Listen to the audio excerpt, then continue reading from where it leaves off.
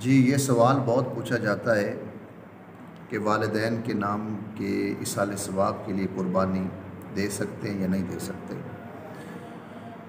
ماں باپ ہے، بہن بھائی ہے، بیوی بچے ہیں، کوئی بھی مرحوم آپ اس کے نام کی قربانی یعنی اس کے ایصال ثواب کے لیے آپ جو ہے جانور قربان کر سکتے ہیں، والدین کے نام پہ بھی کر سکتے ہیں، لیکن اس کے لیے شرط یہ ہے کہ آپ کی اپنی قربانی بھی ہو، وہ قربانی بھی، اور وہ قربانی جو آپ اپنے ماں باپ کے نام کی کرنا چاہتے ہیں وہ جو آپ زندہ ہیں، آپ کی والدہ یا والد نہیں ہیں، آپ ان کے نام کی قربانی دیں گے تو جو آپ کی قربانی ہے آپ وہ قربانی نہیں دیں گے۔ جو آپ ایک اپنی قربانی دیں اور اس کے علاوہ ایک کی بجائے 10 قربانیاں دے دیں چاہے، اگر آپ کی اپنی قربانی نہیں ہے اور آپ کسی کے نام کی قربانی دے رہے ہیں تو یہ ٹھیک نہیں ہے۔ حدیث پاک میں حضرت علی اور مرتضیٰ شیر خدا رضی اللہ تعالیٰ عنہ کا آتا ہے کہ آپ ہر سال 2 قربانیاں دیتے، ایک اپنی طرف سے اور ایک حضور صلی اللہ علیہ وآلہ وسلم کی طرف سے دیا کرتے۔ تو اگر کسی نے اپنے ماں باپ، بہن بھائی، بیوی بچے کسی کے بھی نام کی قربانی دینے تو اپنی قربانی، کیونکہ زندہ ہیں، آپ پہ واجب ہے، پہلے اپنی قربانی دیں گے، اس کے علاوہ 1 دیں یا 10 دیں پھر کوئی ممنوع نہیں ہے۔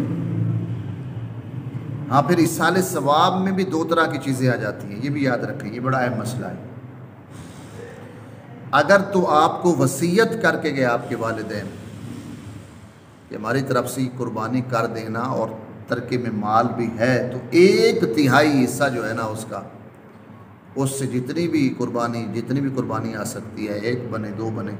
1/3 مال ہے، اگر کرنا چاہتے ہیں تو ان کی طرف سے قربانی دیں۔ اگر وصیت کر کے گئے تو اس میں مسئلہ سمجھیں، یہ بار بار میں اس لیے اس لفظ پہ زور دے رہا ہوں تاکہ آپ کو یہ مسئلہ سمجھ آئے۔ اگر وصیت کر کے گئے ہیں ماں باپ کہ میری طرف سے قربانی دے دینا، تو وہ جو قربانی آپ دیں گے، جو ماں یا باپ کی وصیت پہ آپ دے رہے ہیں قربانی، اس کا گوشت وہ صرف اور صرف غریبوں، مسکینوں، یتیموں، بیواؤں یعنی غریب طبقے کے لیے ہے، اس میں امیر کوئی نہیں کھا سکتا۔ جو وصیت کر کے آپ کے ماں باپ گئے ہیں اس کے لیے امیر بندہ جو ہے یا آپ کا جو دوست ہے اس کا حصہ اس میں نہیں ہے، وہ صرف فقراء اور غریبوں کے لیے ہوگا۔